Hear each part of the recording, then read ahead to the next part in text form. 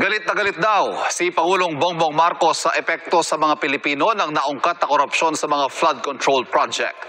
Iaanunsyo daw niya sa mga susunod na araw ang bubuo ng Independent Commission na bubusisi sa mga anomalya at walaan niya itong sasantuhin. Narito ay eksklusibong pagtutok ni Vicky Morales. Yung mga anomalous flood control. Kay Pangulong Bongbong Marcos na nanggaling. Sa susunod na linggo ay aanunsyo na kung sino-sino ang magiging miyembro ng independent body na mag-iimbestiga sa mga flood control project. Wala pang formal name.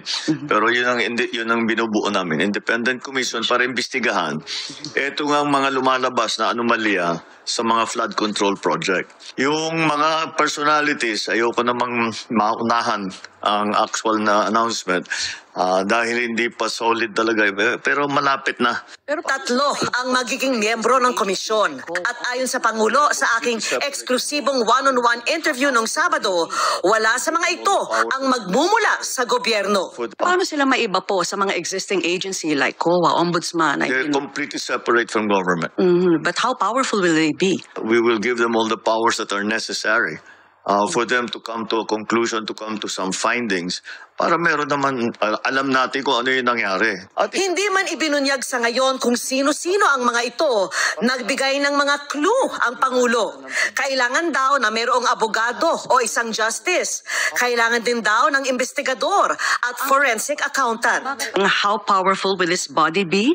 Will they be able to even investigate the Congress people, They the will Senate? will have the subpoena authority powers to investigate anything and anyone. Otherwise, then what will have this sasabihin, may sacred cow na naman o may pinoproteksyonan dahil kasama sa politika, whatever. Pagka nangyari yun, wala rin kabuluhan yung kanilang investigasyon. Sabi pa ng Pangulo, maaring hinga ng tulong ng komisyon ang lahat ng ahensya ng gobyerno, halimbawa sa NBI para sa investigasyon o kaya sa COA para sa impormasyon. Wala raw sasantuhin kahit pa kaalyado o kaanak. I said, we're making an omelet. We're going to have to break some eggs. There's just no way around it. Even if they're relatives as well. Well, who's more important? Your friend, your political supporter, or every single ordinary Filipino citizen? Who's more important? To me, it's the Filipino citizen. Nobody is more important than Filipinos. Nobody, not one person is more important. Not me, not anybody is more important. Pero sabi rin ng Pangulo, rekomendatory lamang ang kapangyarihan ng komisyon. Pagkatapos daw nilang suriin lahat ng impormasyong nakuha o nabigay sa kanila, magre-rekomenda kung dapat bang kasuhan o hindi ang isang inimbestigahan. Ang kanilang rekomendasyon pwedeng ibigay sa DOJ o kaya sa Ombudsman para sa paghahain ng kaso. Sabi ng Pangulo, naging malaking tulong ang sumbong sa Pangulo website na hindi lang daw reklamo sa mga flood control project ang nakuha. Since we created the website, we have 12,000 plus already reports that are coming in. And these reports, hindi lang ito... Hindi lang flood control projects. Hindi lang. May mga paving, mga road widening, maraming dumadating. Of course, it was supposed to be, we started talking about only flood control. Pero siyempre, nagkaroon ng tao ng line of communication sa akin na para makapagreklamo sila, ginagamit talaga nila. That has been very effective. And that's why I encourage everybody. Lahat ng hinihikayat ko kayo lahat. Pagka meron talaga kayong gusto ireklamo ninyo. Kamakailan, ang Pangulo mismo ang nakabuking ng mga ghost flood control project sa Bulacan na nabayaran na ng buo ng pamahalaan pero wala ni isang bakas at mistulang guni-guni lamang. Kung hindi guni-guni, substandard naman ang ilang proyekto na nadudurog agad ng inspeksyonin ng Pangulo. Lumabas din ang mga marangyang pamumuhay ng ilang mga kontraktor, pati na ng ilang district engineer, ng ilan umamin pang panay-panay ang pagkakasino. Sa laki at lawak ng nabunyag na mga katiwalian sa mga flood control project, tanong ko sa Pangulo, Hindi nga. Bakit paging ganitong kamasive ng corruption?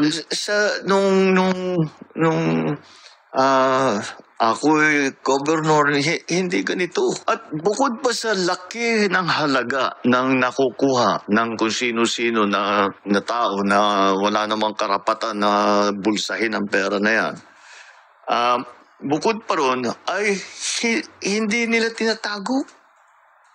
Garapala na po. In your words, it's economic sabotage. Yeah. Kasi ngayon sila walang pakialam. It did not happen overnight. Mhm. This happened over many decades. And we have to figure out kung ano ba talaga ang nangyari para hindi na mangyari ulit, to put the safeguards in place. Ako, nasasyak ako, hindi ako makapaniwala na nandito na tayo na ganit na ang gobyerno na... But so many regimes, and it just keeps getting worse. So, It did. The simplistic answer will be, paano tayo nagkaganto? Dahil pinabayaan. And what can we do? What we can do is to find out how this happened, who are the people that are involved, make them answerable for their wrongdoing, and fix the structure so this is not allowable. okay. That's the word that I think that it became allowable. Okay lang. Yes. Hindi It was, problema yan. Hindi krimen yan. Sige lang. but to the level na 30% na lang yung naiiwan sa mga proyekto, astounding yun. That's the part that talagang hindi ako makatulog pag iniisip ko. Paano tayo nagkaganto? I would think it's heartbreaking when you see all these Filipinos working so hard, tapos on the flip side, nakikita ko nyo yung massive corruption na nangyayari, no?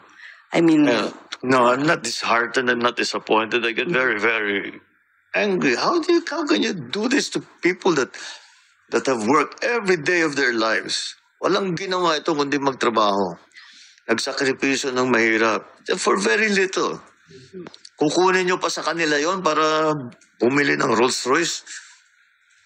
Babalik na naman ako doon sa nasabi ko kanina na ang lalim ng